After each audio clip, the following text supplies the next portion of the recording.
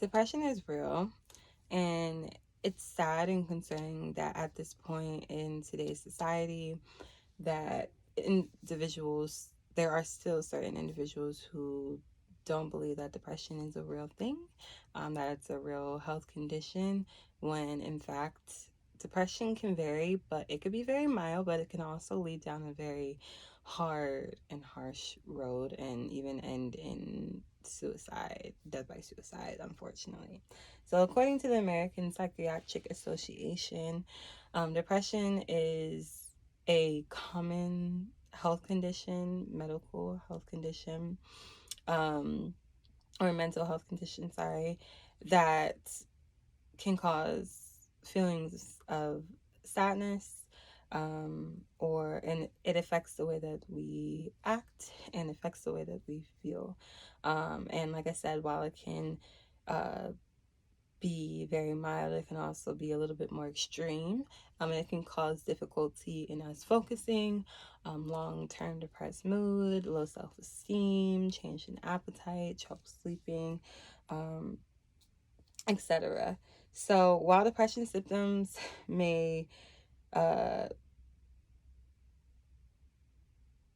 be gender neutral, it is more likely for women to have depression, according to the American Psychiatric Association.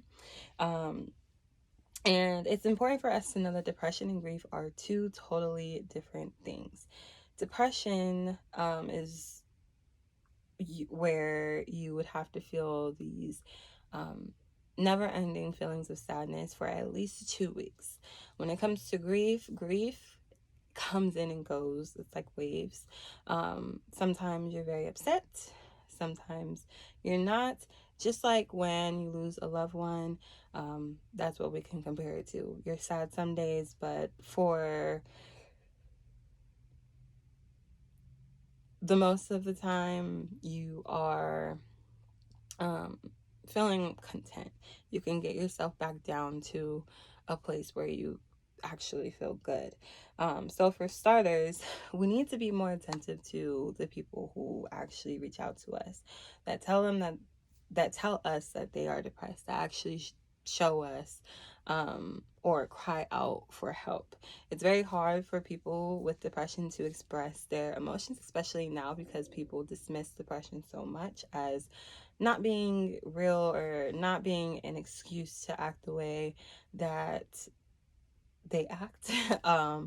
But in fact, it is real. And we should understand that it affects everyone differently. And while there are medication for some, people who deal with depression are more likely to have drug and alcohol abuse problems, or and that could actually be a bad outcome when it comes to getting prescription drugs to help control this mental illness, especially if that medicine is not working, and those prescription pills are abused.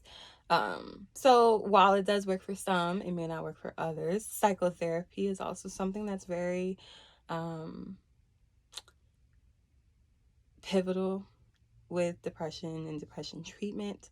A lot of people really throw dirt on the name of therapy, but therapy works. A lot of the time, venting works, but it's very hard for us to tell loved ones how we feel, because we don't want them to feel the same way, or we don't want our feelings dismissed, because it's a lot easier for our loved ones to dismiss our feelings.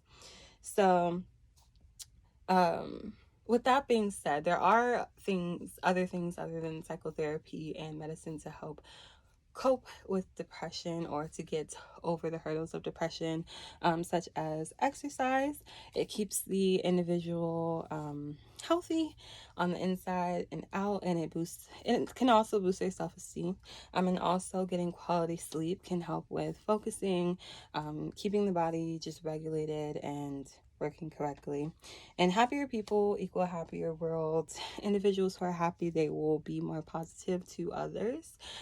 So we need to show empathy for each other and understand that when it comes to depression, even though we may not see it, we don't understand what people are going through, and we need to just be nice, generally nice to people. And we just need to imagine a world where we can all come together and be courteous to one another, and how that would snowball and affect everyone else from the line down. So yeah, that was pretty much it. We really just need to work together to deplete depression.